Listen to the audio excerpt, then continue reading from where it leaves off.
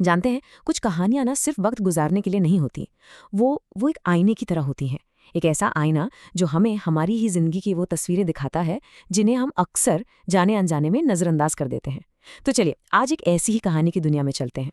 हाँ, बहुत समय पहले की बात है। एक ऐसा दौर था, आप जानते ही हैं, जब रियासतें आबाद थीं और हर तरफ राजाओं का ही राज था। तो उसी दौर में एक बहुत ही मशहूर राज्य में एक राजा हुआ करता था। और ये कहानी उसी राजा की है। और साथ ही एक बहुत ही साधारण से लकड़हारे की। एक ऐसा लकड़हारा जिसने अनजाने में ही राजा को जिंदगी का सबसे बड़ा सबक सिखा दिया था। अब ये जो राजा था ना, वो अपनी प्रजा के लिए वाकई बहुत कुछ करता था। उसका खजाना, उसका दिल, सब कुछ हमेशा दूसरों के लिए खुला रहता था। मतलब बहुत ही उदार किस्म का इंसान था। पर उसमें बस एक छोटी सी कमी थी, एक आदत कह लीजिए। वो जब भी किसी को कुछ देता था ना, तो बदले में बस शुक्रगुजार निगाहें ढूंढता था। उसे उम्मीद रहती थी कि लोग उसकी कदर करें।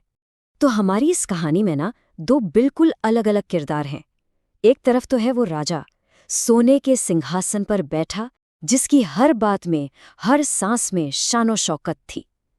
और फिर दूसरी तरफ था वो गरीब लकड़हारा, जमीन की धूल में सना हुआ, जिसकी आंखों में बस दिन भर की थकान थी और एक बहुत ही सीधी सादी मामूली सी जिंदगी। तो हुआ यूं कि एक दिन राजा की नज़र उस गरीब लकड़हारे पर पड़ गई। उससे देखकर राजा के दिल में दया आ गई और उसने सोचा, क्यों न इसकी मदद की जाए। तो उसने अपने खजाने से एक ऐसी चीज निकाली जो किसी दौलत से कम नहीं थी। खुशबूदार कीमती चंदन की लकड़ियों का एक बहुत बड़ा गट्ठर। ये कोई आम लकड़ी नहीं थी, ये तो एक राजा का दिया हुआ तोहफा था, एक सरमाया था। अब राजा तो मन ही मन सोच रहा था कि भाई लकड़हारा ये कीमती तोहफा देखकर खुशी से झूम उठेगा, धन्यवाद कहेगा, कुछ तो बोलेगा। पर ऐसा कुछ भी नहीं हुआ। लकड़हारे ने बस उस कीमती गट्ठर को देखा, एक पल की खामोशी, और फिर उसने सिर्फ अपना सिर झुकाया, गट्ठर उठाया और चुपचाप अपनी राह पर चल पड़ा। उसके चेहरे पर कोई खुशी, कोई हैरानी, कुछ नहीं था। और फिर दिन बीतने लगे। एक दिन, 2 दिन, हफ्ते गुजर गए। राजा रोज इंतजार करता। उसकी आंखें हर रोज उस लकड़हारे को ढूंढतीं। उसके कान एक शुक्रिया शब्द सुनने को तरसते रहे। पर उस तरफ से घना सन्नाटा था।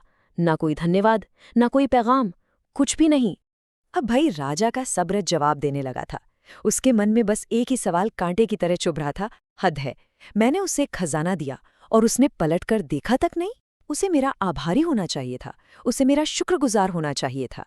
ये ख्याल उसके दिल में एक बेचैनी की आग की तरह फैल रहा था। तो सवाल ये उठता है, आखिर उस लकड़हारे ने उस बेशकीमती चंदन का किया क्या? कहाँ गया वो खजाना? यही जानने के लिए बेचैन राजा ने अपने मंत्री को भेजा कि जाओ और इस राज का पता लगाओ। और जब सच सामने आया तो यकीन मानिए, वो किसी के भी होश उड़ाने के लिए काफी था। पता है उस लकड़हारे ने क्या किया? उसने उस अनमोल महकते हुए चंदन को जला दिया।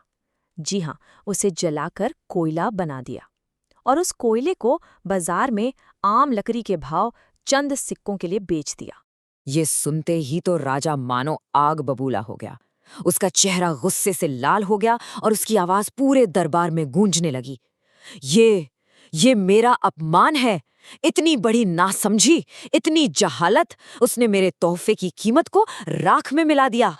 और तभी उस गुस्से के शोर के बीच एक शांत और गहरी आवाज सुनाई दी। ये राजा के बुद्धिमान मंत्री की आवाज थी। उसने बहुत ही विनम्रता से कहा, महाराज, जरा शांत हो जाइए।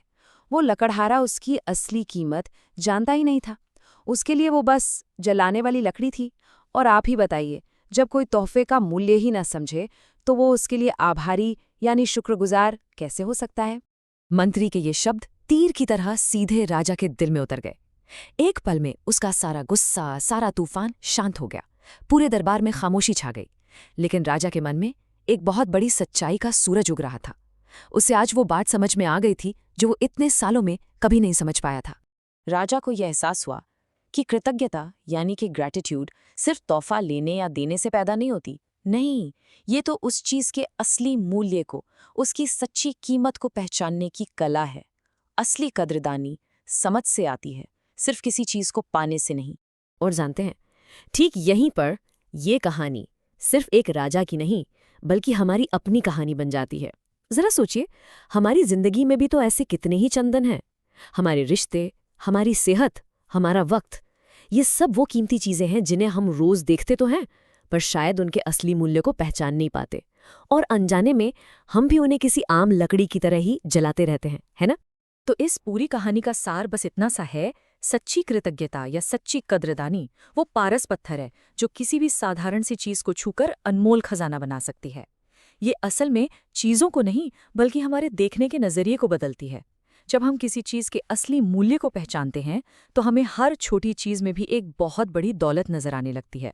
तो आज इस कहानी के आखिर में मैं आपसे बस एक सवाल पूछना चाहती हूँ। एक सवाल जो आपको खुद से पूछना है। आपकी जिंदगी में वो कौन सा चंदन है जिसे आप अनजाने में जला रहे हैं? वो कौन सी बेशकीमती चीज है? वो कौन सा रिश्ता है जिसकी महक आप महसूस ही नहीं कर पा रहे हैं? जरा सोचिएगा।